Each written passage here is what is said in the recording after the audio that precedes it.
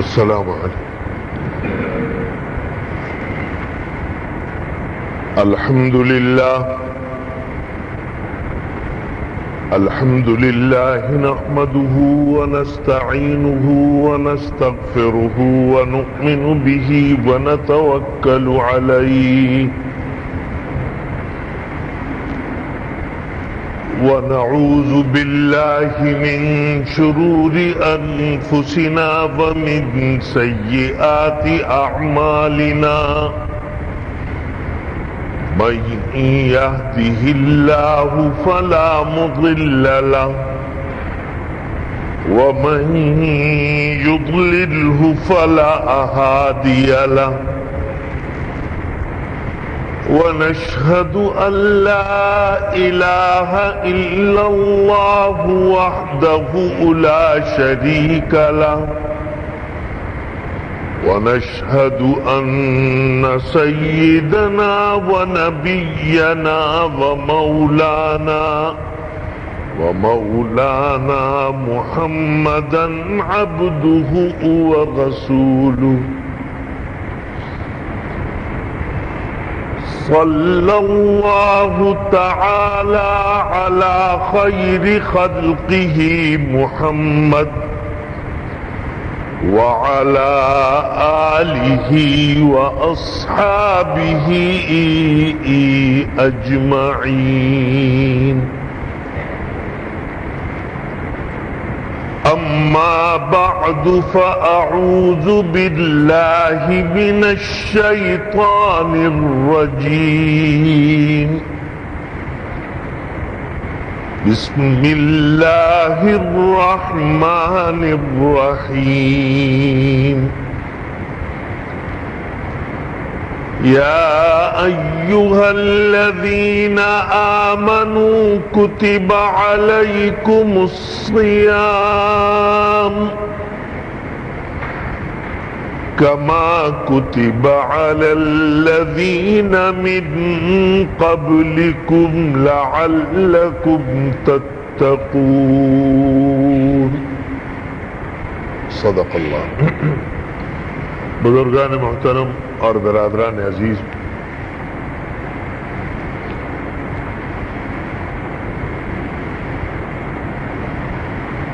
آپ کو معلوم ہے کہ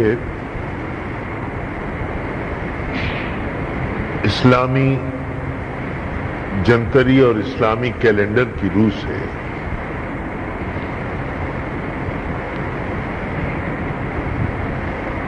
یہ مہینہ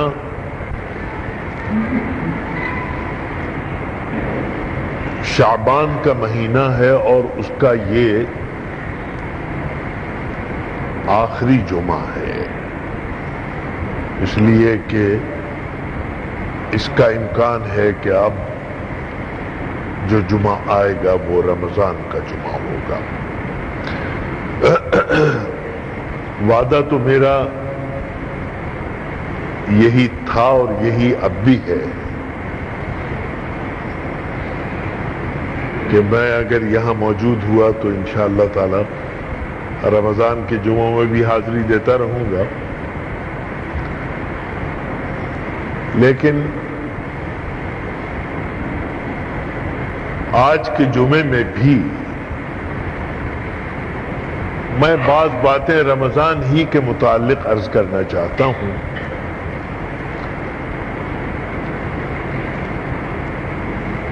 اور وجہ اس کی یہ ہے، آپ سب ماشاءاللہ پڑھے لکھے لوگ ہیں، کتابوں کا مطالعہ بھی کرتے ہیں، علماء کے پاس بیٹھتے بھی ہیں، علماء کے وعظ اور تقریریں بھی سنتے ہیں. تو کوئی بات بھی میں ایسی تو عرض کر نہیں سکتا کہ جو 1400 سال میں کسی نے نہ کہی ہو.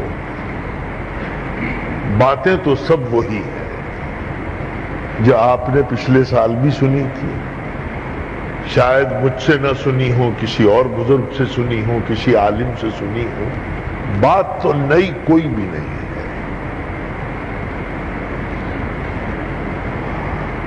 اور ہمارے حضرت تھانوی رحمۃ اللہ علیہ کا مذاق جو تھا وہ یہ تھا کہ بھائی کسی کو وعظ اور تقریر اگر مزے کی خاطر سننی ہے تو فرمایا کرتے تھے کہ بھائی پھر اس کے لیے اور بہت سے طریقے ہیں مزے حاصل کرنے کے لیے، وعظ اور تقریر میں نیت مزے کی نہیں ہونی چاہیے۔ نہ کسی عالم کے گلے کو دیکھو کہ اس کا گلا کیسا ہے، صاحب ہاں باتیں تو ساری بڑی اچھی کہیں، لیکن اگر مولانا کی آواز بھی تھوڑی سی اچھی ہوتی تو کیا کہتے ہیں۔ تو حضرت تھانوی رحمۃ اللہ علیہ فرمایا کرتے تھے کہ بھائی تم میری آواز پہ غور نہ کرنا، میں کوئی میراثی تھوڑے ہی ہوں۔ معلوم یہ ہوا کہ وعظ کی، بیان کی اور تقریر کی غرض و غایت کچھ مختلف ہے۔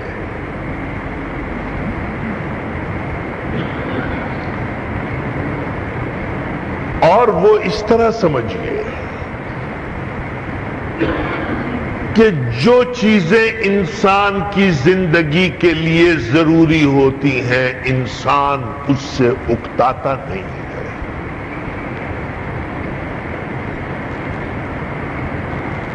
مثال کے طور پر بھوک لگی آپ کو تو روٹی آپ نے کھا لی، پھر شام کو بھوک لگی تو پھر روٹی کھا رہے ہیں، پھر اگلے دن بھوک لگی تو پھر روٹی کھا رہے ہیں۔ لیکن آج تک کسی نے یہ نہیں کہا کہ بھائی کیا یہ روٹی روٹی لگا رکھی ہے، صبح روٹی، شام روٹی، ہر وقت روٹی، تو کچھ تبدیل تو کرو۔ اس لیے نہیں انسان کے دل میں یہ تقاضا پیدا ہوتا ہے کہ انسان کی بنیادی ضرورت روٹی سے اور خوراک سے وابستہ ہے، اس سے اکتاتا نہیں ہے۔ اور جیسے جیسے انسان کی زندگی میں وہ چیزیں کہ جن سے انسان کی زندگی کا دار و مدار ان پر نہیں ہے، اس سے وہ جلدی جلدی اکتاتا ہے۔ مثال کے طور پہ کپڑے پہننا ایک ضرورت ہے، لیکن ضرورت سے بڑھ کے آدمی اگر اس کو اپنے اندر اگر اپنی عادت بنا لے تو پھر زندگی کا دار و مدار اس کے اوپر نہیں ہے، تو پھر جلدی جلدی کپڑوں سے بیزار ہوتا ہے، کہتا ہے کہ نہیں اب یہ ڈیزائن آ گیا، اب یہ فیشن آ گیا، اب یہ موسم آ گیا، اب یہ، تو اس کے اندر ہر وقت تبدیلی کی وہ کوشش میں اور فکر میں لگا رہتا ہے کہ اب اس کو کیسے تبدیل کروں۔ بس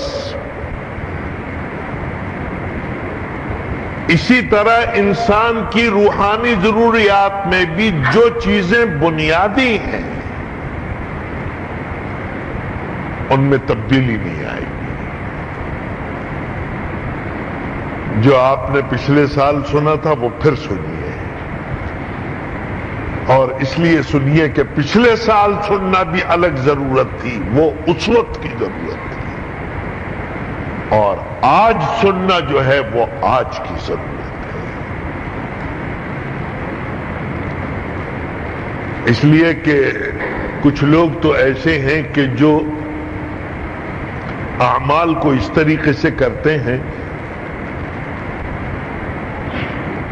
بعض لوگ آتے ہیں نماز کے لیے اور جب دیکھا مسجد کے اندر نماز ہو چکی ہے، نماز کی نیت باندھی انہوں نے، تو ابھی اللہ اکبر کہہ کے ہاتھ ہی باندھے تھے کہ اس کے بعد دیکھا کہ اچانک رکوع میں، پھر ابھی رکوع میں جا کے صحیح سبحان ربی العظیم بھی نہیں کہا تھا تو پھر کھڑے ہو گئے، پھر تو ایسا معلوم ہوتا ہے کہ جب گھر سے چلے تھے تو ساری تسبیحات اور رکوع اور فاتحہ اور سورتیں تو سب گھر سے پڑھ کے چلے، یہاں صرف اٹھک بیٹھک کرنے کے لیے آئے تھے اور کر کے چلے گئے۔ کچھ لوگ تو ایسے ہیں کہ جو عمل اپنا پہلے ہی سے کر کے آتے ہیں۔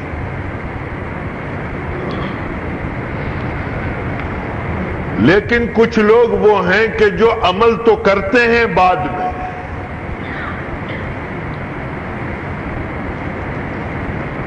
لیکن مسجد سے نکل کے اگر مجھے یاد ہے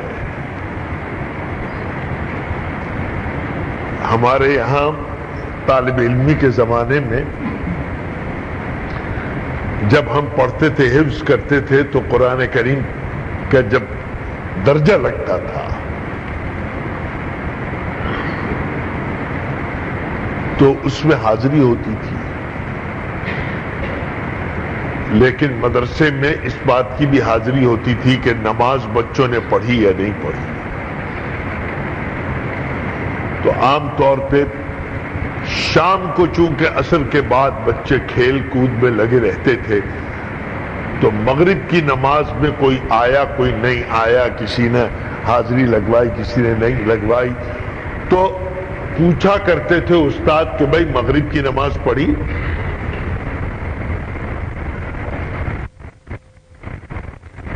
تو کوئی کہتا تھا کہ ہاں جی پڑھی. تو پڑھی ہوگی واقعی. تو مجھے یاد ہے کہ استاد یہ پوچھا کرتے تھے اچھا یہ بتاؤ کہ امام نے کون سی سورت پڑھی؟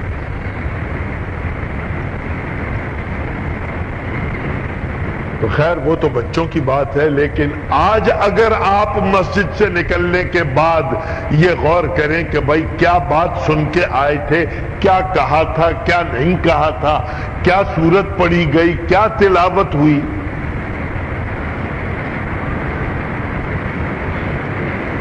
تو اس کا بس جواب یہی ہے کہ ماں ہرچے خواندائیں فراموش کرتا ہے. بھائی جو کچھ لکھ پڑھ کے سن کے تھوڑا بہت آئے تھے بس وہیں بھلا کے وہیں چھوڑ کے آئے.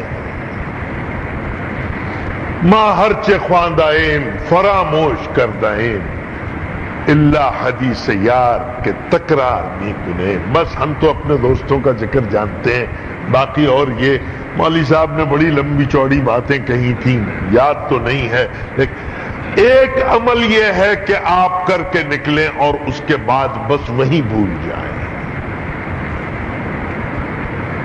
یاد رکھیے کہ یہ عمل بھی مکمل نہیں ہے, یہ عمل بھی کامل درجے کا عمل نہیں ہے. کامل درجے کا عمل وہی ہے کہ جب آپ کریں آپ کو یہ یاد ہونا چاہیے پچھلی مرتبہ کسی عالم نے اگر کوئی بات کہی تھی تو آج کوئی بات اس سے متضاد تو نہیں کہی جا رہی ہے. اس لیے کہ بعض دفعہ ایسا ہوتا ہے کہ جب آدمی کو کوئی خاص دلچسپی نہ ہو.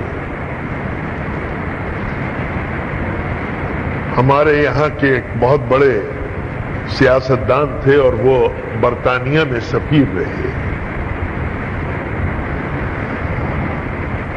ان کا طریقہ یہ تھا کہ آپ اگر ان سے ملنے کے لیے جائیں اور آپ کہیں کہ صاحب میری یہ شکایت, وہ کہتے تھے ہاں آپ بالکل صحیح کہہ رہے ہیں, درست فرمائیں. ان کا یہ تکیہ کلام تھا, درست فرمائیں. اس کے بعد جب وہ نکل کے چلے گئے اور اس کے بعد ان کا مخالف گروپ آیا اور اس نے کہا کہ صاحب ان لوگوں نے تو ہمیں بڑا ستا رکھا ہے, وہ تو ایسے ہیں بڑے ویسے ہیں اور ہمارا تو یہ مطالبہ ہے, تو وہ ان سے بھی یہی کہتے تھے درست فرمایا. تو اس لیے بعض لوگوں کا اصل میں نصب العین جو ہے وہ یہی ہے کہ جی درست فرمایا.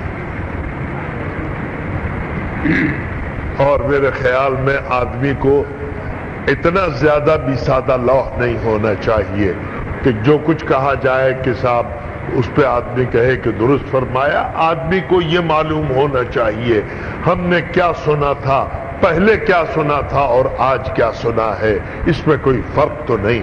میں عرض کر رہا تھا رمضان کے مضامین وہ ہیں کہ جو آپ پہلے بھی سنتے رہے ہیں, آج بھی سن رہے ہیں, اور اللہ تعالیٰ عمر میں برکت عطا فرمائے تو جب تک زندہ ہیں اللہ تعالیٰ رمضان کے بارے میں مضامین کو سنتے رہنے کی اللہ تعالیٰ توفیق عطا فرمائے.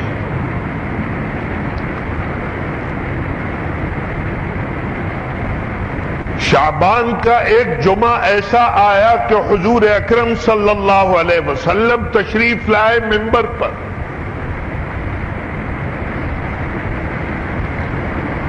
اور آ کے یہ خطاب فرمایا کہ یا ایھا الناس، اے لوگو، قد اظلکم شہر مبارک، شہر عظیم، اے لوگو ایک مہینہ تم پر سایہ فگن ہونے والا ہے، تم پر اپنی سائے رحمتوں کا سایہ ڈالنے والا ہے، اور وہ برکت والا مہینہ ہے، وہ عظمت والا مہینہ ہے، اور وہ رمضان کا مہینہ جو شعبان کے بعد آتا ہے۔ حضور اکرم صلی اللہ علیہ وسلم نے شعبان میں لوگوں سے خطاب کر کے فرمایا کہ دیکھو عظمت والا اور برکت والا مہینہ آنے والا ہے، اس کے لیے تیار ہو جاؤ۔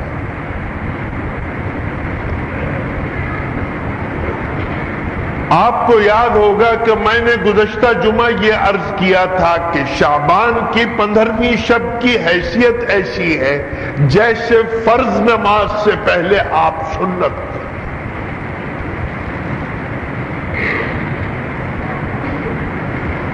گویا جس فرض کی ادائیگی کے لیے اب آپ آ گئے ہیں، یہ اس کی تمہید ہے، یہ اس کا مقدمہ ہے۔ فرض تو بعد میں ادا کرنا ہے، پہلے سنت اس طریقے پر ادا کرو۔ آنے والے مہینے کے اندر جو دنوں کی عبادت آ رہی ہے وہ بھی شعبان کے ایک دن میں کر کے دیکھو، جو راتوں کی عبادت آ رہی ہے وہ بھی اس شعبان کی رات میں کر کے دیکھو۔ تمہیں تازہ ہو جائے، تم سمجھ لو کہ اب جو مہینہ آ رہا ہے اس کے اندر تمہیں کس طریقے سے اپنے معمولات کو بنانا ہے۔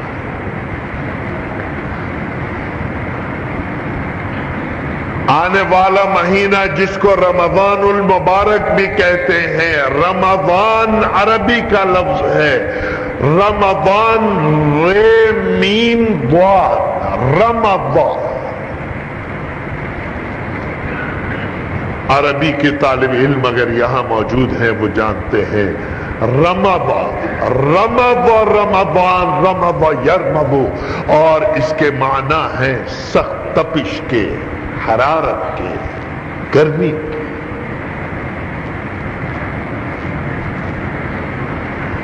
علماء نے لکھا ہے کہ رمضان کو رمضان اس لیے کہتے ہیں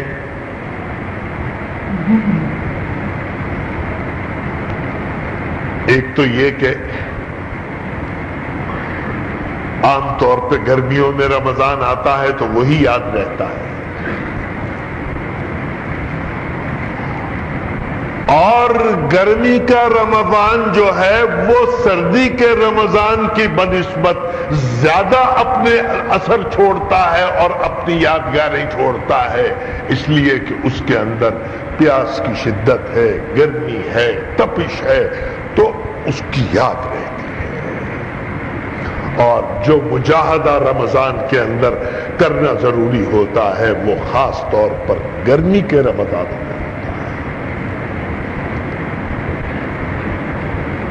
لیکن علماء نے لکھا ہے کہ یہ کوئی ضروری تھوڑا ہی ہے کہ کوئی ہمیشہ رمضان میں گرمی ہو، سردی میں بھی آتا ہے رمضان۔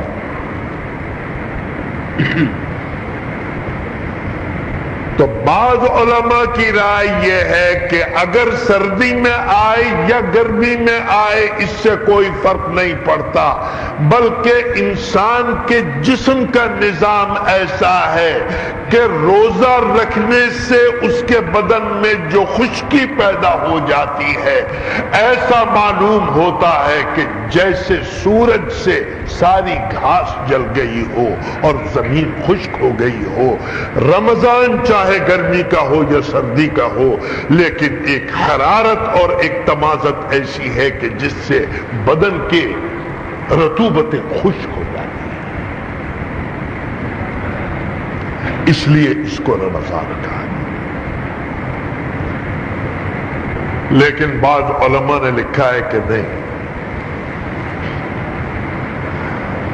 رمضان اس وجہ سے رمضان کہا جاتا ہے کہ رمضان میں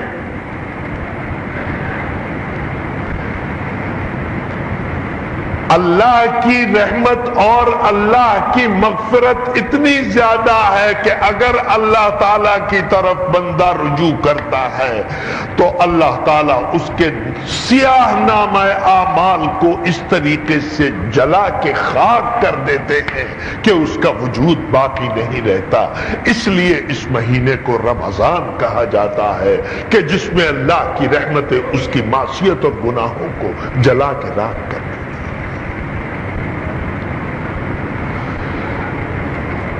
بہرحال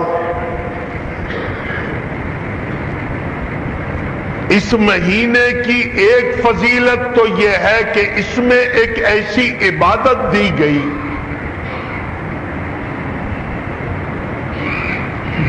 کہ جس کو روزوں کی عبادت کہا گیا، اور قرآن کریم نے فرمایا یہ کوئی نئی چیز نہیں ہے جو ہم تمہیں دے رہے ہیں، اس سے پہلے امتوں پہ بھی، تم سے پہلی امتوں پہ بھی یہ عبادت ہم نے رکھی تھی، ہم نے فرض کی تھی۔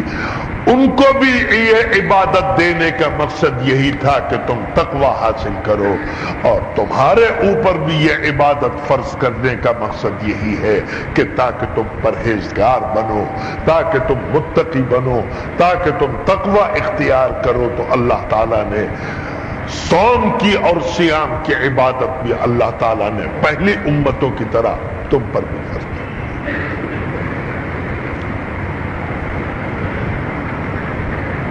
دوسری خصوصیت یہ ہے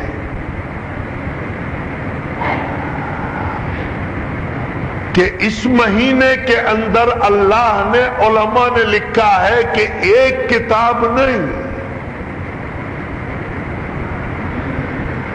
رمضان کی ایک فضیلت یہ ہے کہ جتنی آسمانی کتابیں نازل ہوئی ہیں وہ سب رمضان میں، اور وہ کتاب کے جو سید الکتب ہے، وہ کتاب کے جو آخری کتاب ہے، وہ کتاب کے جو جس کا نام لے کے فخر کرتے ہیں، وہ کتاب قرآن کریم ہے، وہ اللہ کی آخری کتاب ہے۔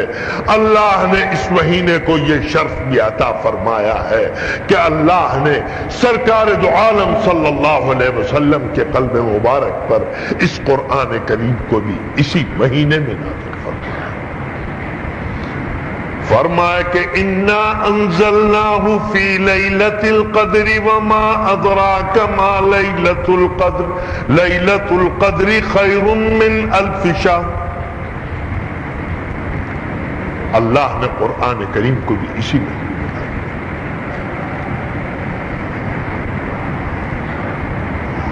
آنے والا مہینہ رمضان کا مہینہ ہے، آنے والا مہینہ روزوں کا مہینہ، آنے والا مہینہ نماز کا مہینہ ہے۔ کیا مطلب؟ یہ مطلب نہیں ہے کہ سال کے 11 مہینوں میں نماز نہیں ہے، صرف نہیں، بلکہ نماز کا مہینہ اس کو اس لیے کہا گیا کہ اللہ تعالیٰ نے ان فرض نمازوں کے علاوہ اس مہینے کے اندر ایک اور نماز عطا فرمائی ہے کہ جس کو صلاۃ التراویح کہا جاتا ہے۔ وہ خصوصیت اور وہ شرف بھی اللہ تعالیٰ نے اس مہینے کی راتوں کو عطا فرمایا۔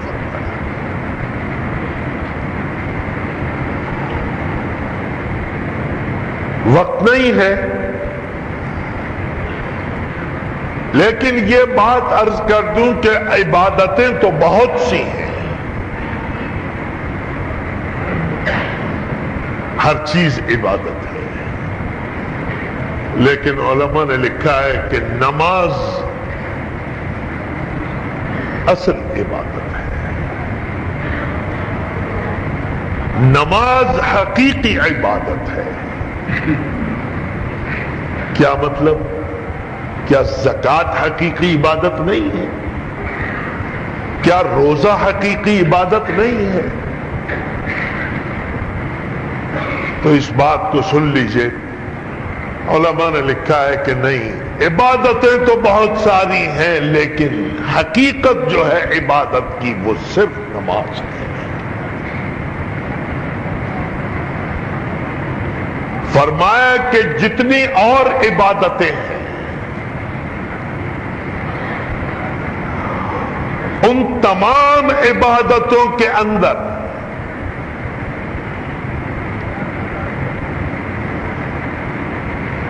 صرف وہ اس وجہ سے عبادت ہے کہ آپ اللہ کے حکم کی تعمیل کرتے ہیں، لیکن جو شان پیدا ہوتی ہے وہ عبادت کی شان ہے۔ اگر اللہ تعالیٰ نے آپ کو اس قابل کیا کہ آپ اپنے ہاتھ سے لوگوں کو کچھ دے کے زکوٰۃ اگر ادا کر رہے ہیں، صدقات ادا کر رہے ہیں، تو بھائی یہ تو دینے کی شان پیدا ہو رہی ہے، یہ تو تمہارے اندر فخر کی بات پیدا ہو رہی ہے۔ لوگ تمہارے سامنے ہاتھ پھیلا رہے ہیں، تم جیب میں ہاتھ ڈال ڈال کے دے رہے ہو، اس میں عبادت کا کیا تصور اور سوال ہے؟ اس لیے کہ تم تو بڑے سیٹھ صاحب نظر آ رہے ہو۔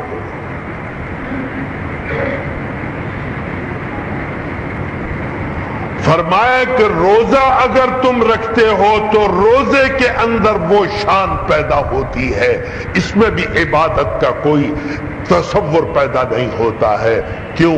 اس لیے کہ روزے کے اندر تمہارا کام یہ ہے کہ کھانا چھوڑ دو، پینا چھوڑ دو اور دوسری لذتوں کو چھوڑ دو، اور یہ صفت کہ لذتوں سے بے نیاز ہے وہ صرف اللہ کی۔ اللہ کو نہ کھانے کی ضرورت، اللہ کو نہ پینے کی ضرورت، اللہ کو نہ بیوی کی ضرورت، اللہ کو نہ کسی لذت کی ضرورت۔ لذتوں سے استغنا اور بے نیاز ذات جو ہے وہ اللہ کی ذات ہے۔ لہذا تم اگر چند گھنٹوں کے لیے وہ شان اختیار کرتے ہو کہ جو اللہ کی شان ہے، تو اس میں عبادت کی کون سی بات ہے؟ یہ تو تمہارے اندر خدا کی شان پیدا ہو رہی ہے۔ فرمایا کہ تمام عبادتیں ایسی ہیں۔ حج کرنے کے لیے جا رہے ہو، اور اب تو بالکل ایسا ہے کہ حج کرنے جانا بالکل ایسا ہی ہے کہ جیسے کوئی آدمی قومی اسمبلی کا ممبر بن جاتا ہے تو اس کی پہلے سے دعوتیں، بعد میں دعوتیں، اس کے لیے پھار پھول، استقبال، جھنڈے، یہ سب وہ ہوتا ہے۔ تو اس کے اندر تو شان ہی شان ہے، عبادت کا کون سا اس کے اندر پہلو آپ نے اختیار کیا ہے؟ جانے سے پہلے بھی اور واپس آنے کے بعد بھی کندھوں پہ اٹھا کے لایا جائے گا، ہار پھول اتنے ڈالے جائیں گے کہ آپ ان کا بوجھ بھی نہیں اٹھا سکتے۔ فرمایا کہ اس کے اندر کون سی ایسی آپ نے کمال کر دیا؟ نماز کی عبادت واحد عبادت ہے کہ جس کے اندر عبدیت کی شان موجود ہے، اور عبدیت کہتے ہیں غایت تذلل کو، ذلت کا وہ درجہ اختیار کرنا کہ جس کے بعد پستی کا اور ذلت کا کوئی مقام باقی نہ رہے۔ اللہ تعالیٰ نے آپ کو سر جیسی چیز عظمت والی عطا فرمائی، جب وہ زمین کے اندر اللہ کے آگے ڈال دو اور نوکروں کی طرح کبھی یوں کھڑے ہو، نوکروں کی طرح کبھی جھک کے رکوع میں جا رہے ہو۔ لہذا عبادت ایک ہی عبادت ہے، اور وہ نماز کی عبادت ہے کہ اس کے اندر بندگی کی شان نظر آتی ہے۔ سجدہ کرو یا رکوع کرو یا قوم میں، جو اس کے اندر کیفیت ہے وہ ساری کی ساری بندگی کی شان رکھتی ہے، کسی اور عبادت کے اندر بندگی کی شان نہیں ہے۔ یہ عبادت کے جو جس میں بندگی کی شان ہے، اس کی راہ میں سب سے بڑی رکاوٹ جو ہے وہ مال و دولت اور پیسہ ہے۔ کیا مطلب؟ نماز کی پابندی تو ہم کر لیں، لیکن کیا کریں، مارکیٹ کے اندر جب بیٹھے ہوئے ہیں اور گاہکوں میں الجھے ہوئے ہیں، کب پتہ ہی نہیں چلتا کہ ظہر کی اذان کب ہوئی اور نماز کا وقت کب نکل گیا۔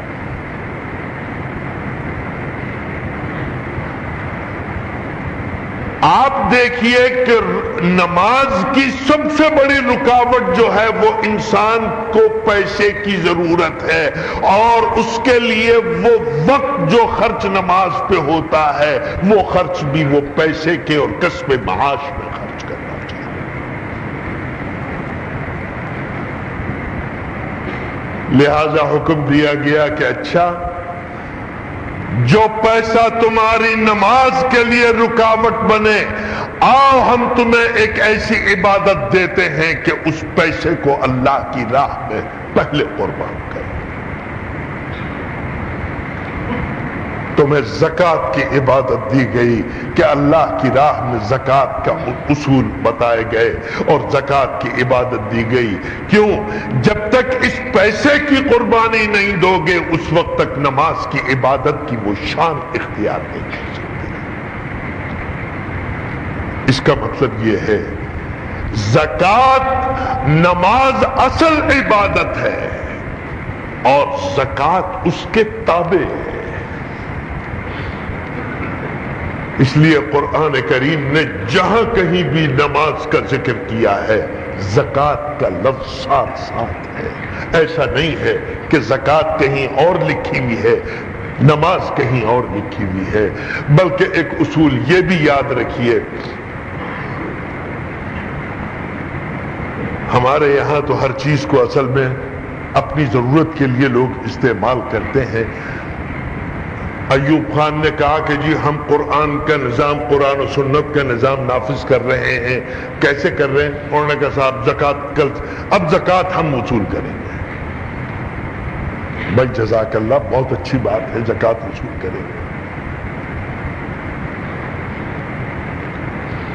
یاد رکھیے کہ زکوٰۃ ایک ایسا نظام ہے کہ زکوٰۃ کی وصولی کا حق اس حکومت کو نہیں ہے کہ جو صلاۃ کا نظام قائم نہ کرے۔ اس لیے کہ اللہ تعالیٰ نے صلاۃ کو اور زکوٰۃ کو جدا نہیں کیا ہے۔ جو حکومت صلاۃ کا نظام قائم کرے اس حکومت کو زکوٰۃ وصول کرنے کا اختیار ہے، اور اگر صرف زکوٰۃ ہی زکوٰۃ وصول کر رہی ہے تو پھر سمجھو کہ جیسے ایک خان بہادر صاحب کی بیوی تھی، وہ بیوہ تھی بیچاری، جب خان بہادر صاحب کا انتقال ہو گیا، محلے کے لوگ جو تھے وہ گئے ان کی تعزیت کے لیے، رو رہی تھیں، بڑی عمر کی تھی۔ پوچھا لوگوں نے کہ اماں کیا ہو گیا، کیوں؟ کہا کہ خان بہادر صاحب کا گھوڑا کھڑا ہے، یہ دیکھ کے خان بہادر صاحب یاد آ رہے ہیں۔ لوگ بیچارے خاموش رہے۔ ایک نوجوان کہنے لگا اماں روتی کیوں ہے؟ بھائی خان بہادر صاحب کا گھوڑا اگر کھڑا ہے اور آپ کو یہ خیال آ رہا ہے کہ اس پہ سواری کون کرے گا، بھائی ہم کریں گے۔ انہوں نے کہا اچھا بیٹا اللہ تمہارا بھلا کرے، خان بہادر صاحب کے گھوڑے پہ جاؤ، تم ہی سواری کر دو۔ کچھ دن کے بعد پھر رونے کی آواز آ رہی تھی، پھر لوگ پہنچ گئے کہ بھائی خان بہادر صاحب کی اہلیہ رو رہی ہیں۔ جا کے پوچھا کہ اماں خیریت سے ہیں، کیا ہوا؟ کہا کہ یہ بندوق لٹک رہی ہے، خان بہادر صاحب یاد آ رہے ہیں، اب یہ بندوق کون چلائے گا؟ تو پھر اس نوجوان نے کہا کہ اماں یہ بھی کوئی بات رونے کی ہے، بندوق بھی ہم چلا لیں گے، لائیے۔ ہوتے ہوتے ہوتے ہوتے سارا گھر صاف ہو گیا۔ ایک دن پھر رونے کی آواز آئی تو اب اس سے سوچا کہ اب کوئی خطرہ ہے۔ پوچھا کہ اماں کیا بات ہے؟ کہا کہ بھائی مجھے تو بالکل معلوم نہیں تھا، آج ایک شخص آیا اور اس نے کہا کہ خان بہادر صاحب کے ذمے 500 روپے قرض تھے، اب میں سوچتی ہوں کون ادا کرے گا۔ تو یہ نوجوان جو ہے سب کو دیکھتا ہے کہ کوئی بول رہا ہے یا نہیں بول رہا ہے، پھر کہنے لگا تمہیں اتنی بھی شرم نہیں آتی؟ اتنے عرصے سے اس کا بڑی بھی کا غم غلط میں کر رہا ہوں، کوئی تو تم میں ایسا نکلے کہ جو یہ ذمہ داری اٹھانے کو تیار ہو۔ گھوڑا میں نے لے لیا، بندوق میں نے ذمہ داری لے لی، گھر کا فرنیچر میں لے گیا، اب ایک مصیبت ایسی آ گئی ہے کہ جو میں نہیں کر سکتا، تو وہ تم میں سے کوئی اٹھانے والا نہیں؟ اور کوئی نظام چلائیں نہ چلائیں، زکوٰۃ کا نظام پہلے وصول کریں، زکوٰۃ پہلے وصول کریں۔ ہر شخص نے قرآن کو بازیچہ اطفال بنا لیا ہے۔ کسی نے کہا کہ جی قرآن کی یہ آیت ہمیں بڑی پسند ہے۔ کون سی؟ فرمایا کہ کلو واشربو، کھاؤ پیو، جس کے اندر ذکر ہے، بہترین آیت ہے۔ اچھا جی، آپ تو قرآن کے بڑے قرآن شناس ہیں، اور بھی کوئی آیت پسند ہے؟ کہ ہاں، پھر دوسرے نمبر پہ وہ آیت پسند ہے کہ جس کے اندر ہے فَانْكِحُوا مَا طَابَ لَكُم مِّنَ النِّسَاءِ مَثْنَىٰ وَثُلَاثَ وَرُبَاعَ، دو دو اور تین تین نکاح کرنے کی۔ پھر یہ آیت پسند ہے۔ اس کا مطلب یہ ہے حکیم اجمل خان کے نسخے میں سے اگر آپ منقع چن کے کھا لیں اور خوشگوار چیزیں ذائقے دار کھا لیں، باقی کڑوی چیزیں جو تکلیف ہے، جس میں مشقت ہے، آپ کو اس کو لپیٹ کے رکھ دیں کہ بھائی میں تو، یاد رکھو کہ وہ حکیم اجمل خان کا نسخہ نہیں ہے، وہ تمہارا اپنا نسخہ ہے۔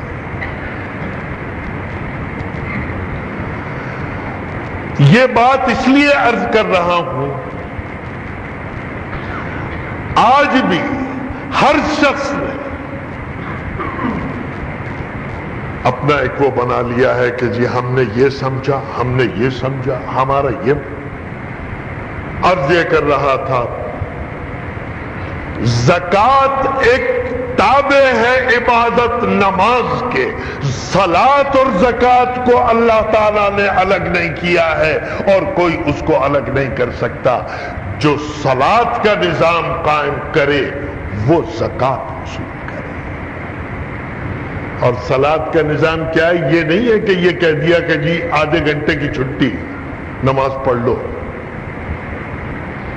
صلاۃ کا نظام یہ ہے کہ مسجدوں کا نظام حکومت کے ہاتھ میں ہو، حکومت کرے،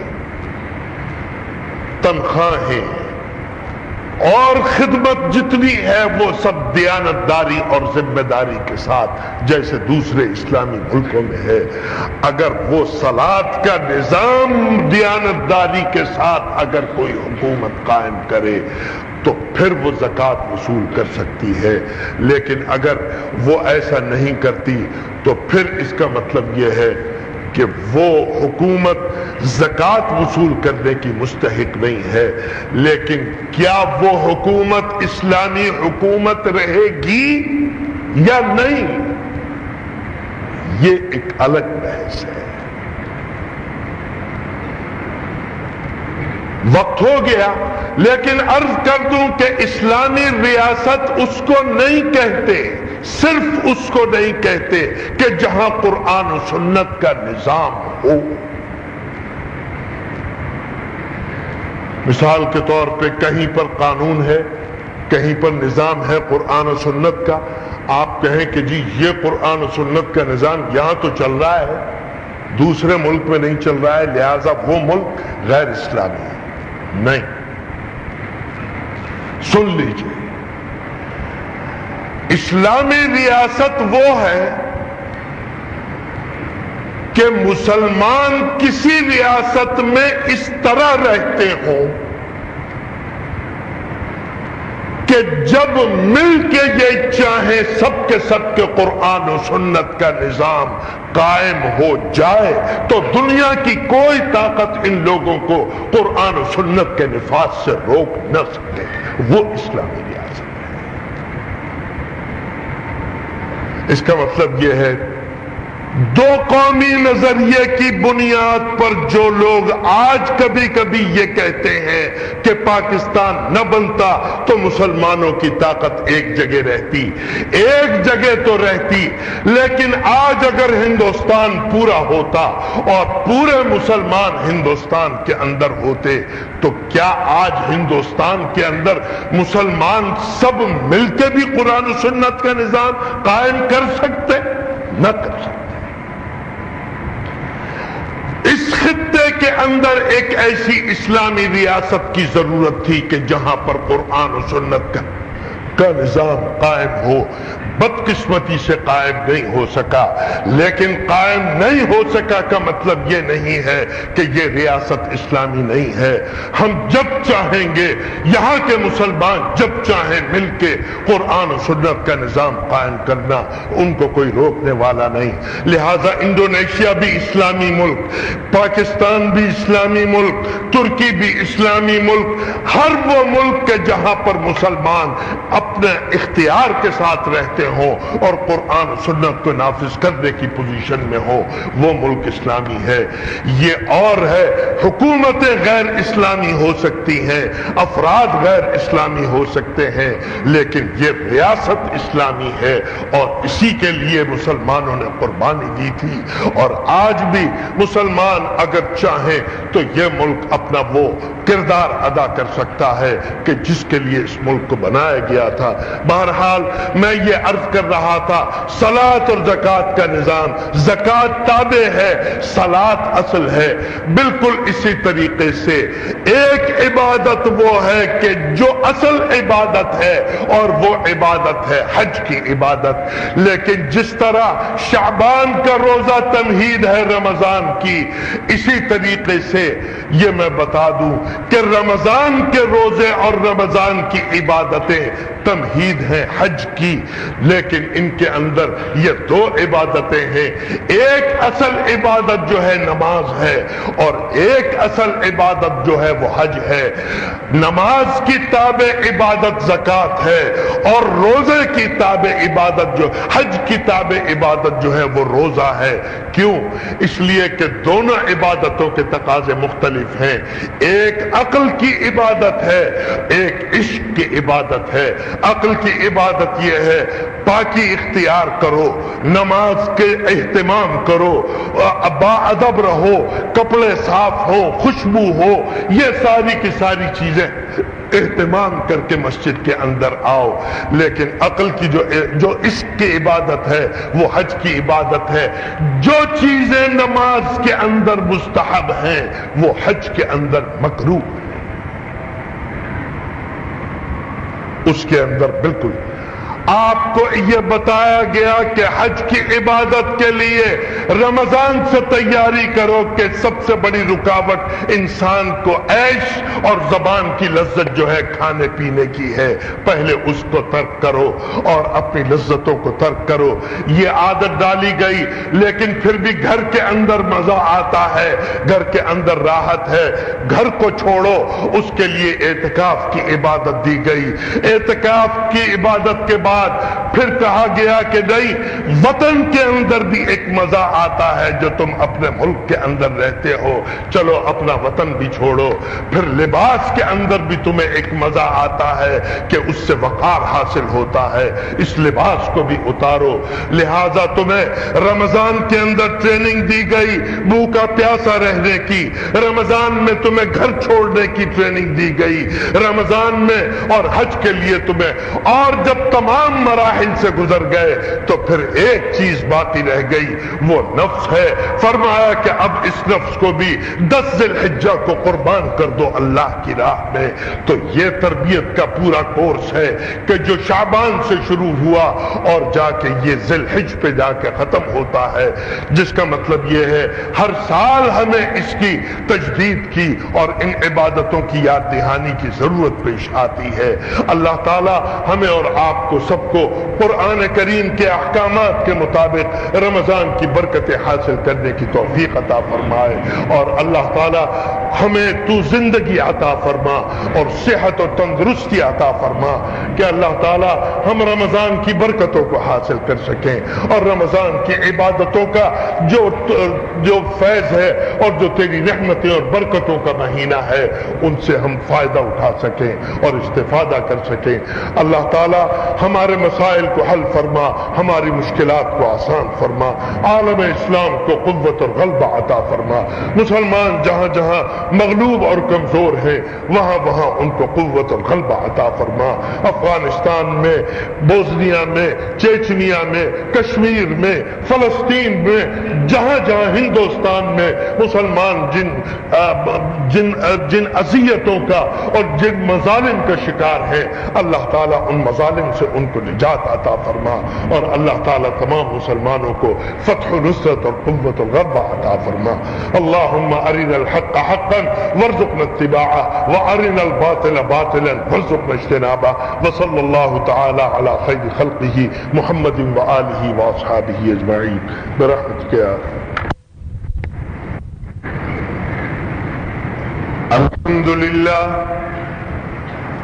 الحمد لله علي الذات عظيم الصفات سمي السمات كبير الشان جليل القدر رفيع الذكر مطاع الأمر جلي البرهان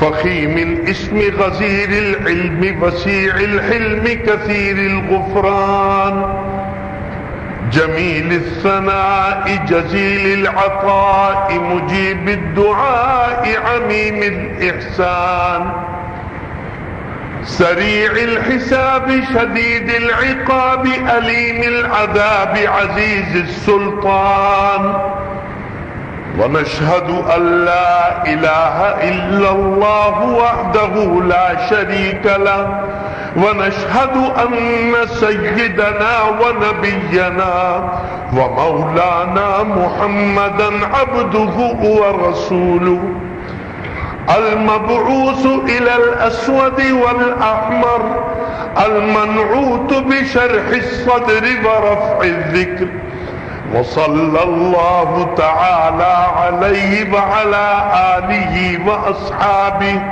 الذين هم خلاصة العرب العرباء وخير الخلائق بعد الأنبياء أما بعد فيا أيها الناس وحدوا الله فإن التوحيد رأس الطاعات واتقوا الله فإن التقوى ملاك الحسنات وعليكم بالسنة فإن السنة تهدي إلى الإطاعة ومن أطاع الله ورسوله فقد رشد واهتدى وإياكم والبدعة فإن البدعة تهدي إلى المعصية ومن يعص الله ورسوله فقد ضل وغوى وعليكم بالصدق فإن الصدق ينجي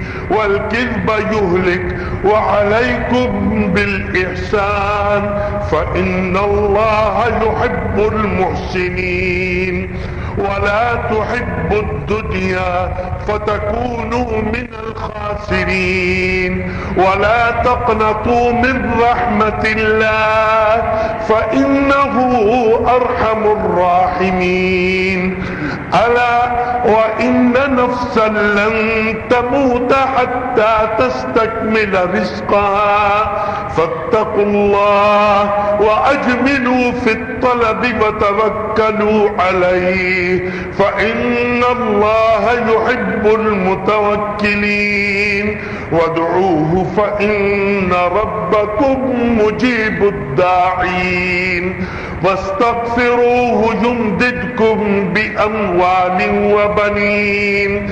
أعوذ بالله من الشيطان الرجيم. وقال ربكم ادعوني أستجب لكم إن الذين يستكبرون عن عبادتي سيدخلون جهنم داخرين.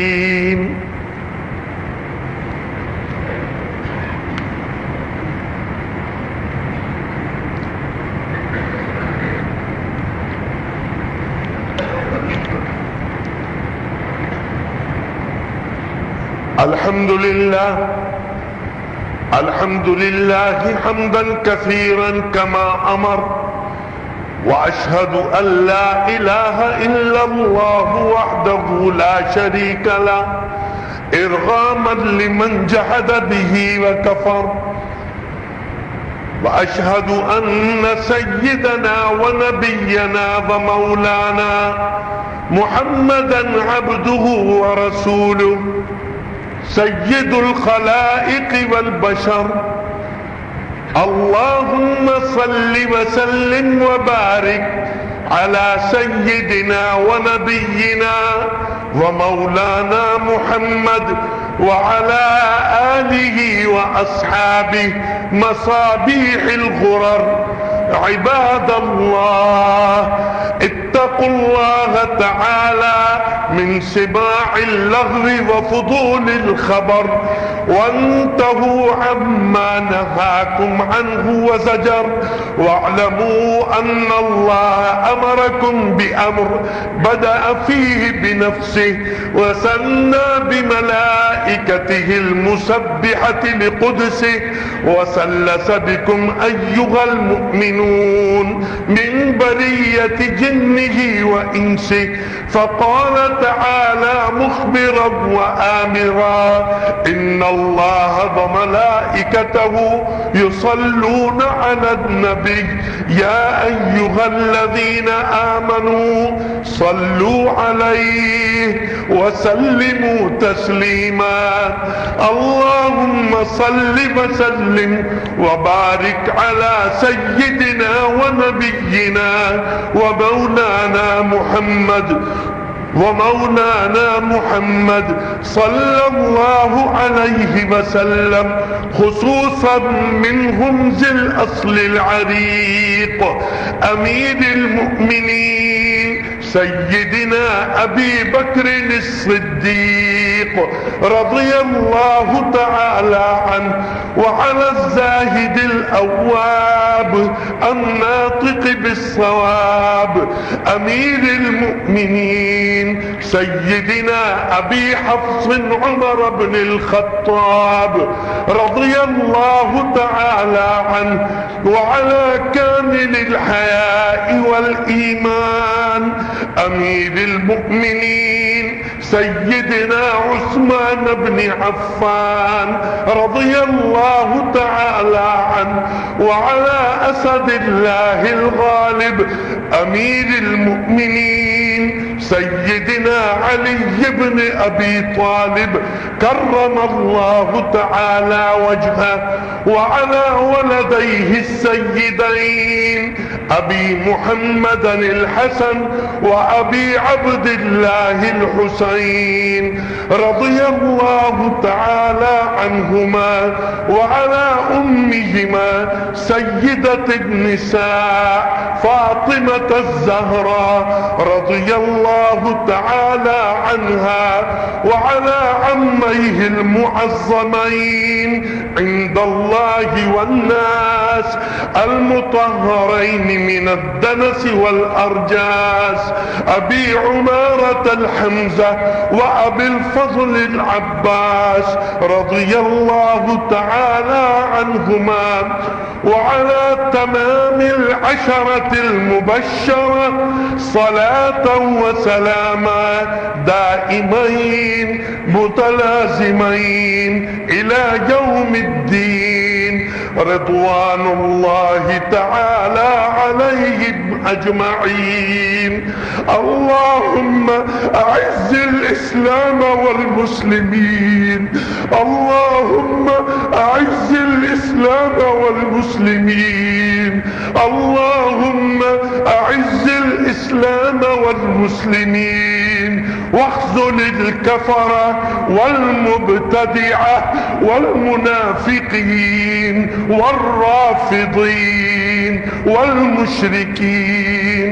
اللهم شتت شملهم، اللهم مزق جمعهم، اللهم دمر ديارهم، اللهم خرب بلادهم، اللهم انصر من نصر الدين واخذل من خذل المسلمين، واجعل اللهم آمنا مطمئنا سائر بلاد المسلمين، واكتب اللهم الستر والسلام والعافية علينا وعلى عبيدك الحجاج والغزاة والمسافرين والمعتمرين في برك وبحرك وفي جوك من أمة محمد صلى الله عليه وسلم أجمعين. اللهم أعز المسلمين المستضعفين في الهند وكشمير وفلسطين وأفغانستان وفي الروس والصين وفي بوسنيا وشيشان وفلبين. اللهم سدد أحوالنا وطهر قلوبنا عن دنس الوطنية الوثنية الجاهلية، واجعلنا إخوانا مكرمين.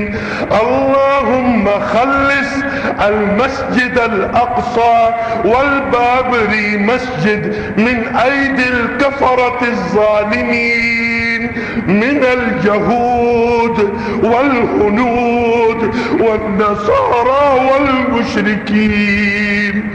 اللهم اهدنا فيمن هديت، وعافنا فيمن عافيت، وتولنا فيمن توليت، وبارك لنا فيما أعطيت، وقنا شر ما قضيت، فإنك تقضي فلا يقضى عليك، فإنه لا يذل من واليت ولا يعز من عاديت، تباركت ربنا وتعاليت. نستغفرك ونتوب إليك. ربنا آتنا في الدنيا حسنة وفي الآخرة حسنة، واغفر للمؤمنين والمؤمنات الأحياء منهم والأموات برحمتك يا أرحم الراحمين. أعوذ بالله من الشيطان الرجيم. إن الله يأمر بالعدل والإحسان وإيتاء ذي القربى وينهى عن الفحشاء والمنكر والبغي يعظكم لعلكم تذكرون. اذكروا الله يذكركم وادعوه يستجب لكم، ولذكر الله تعالى أعلى وأولى وأعز وأجل وأهم وأتم وأكبر.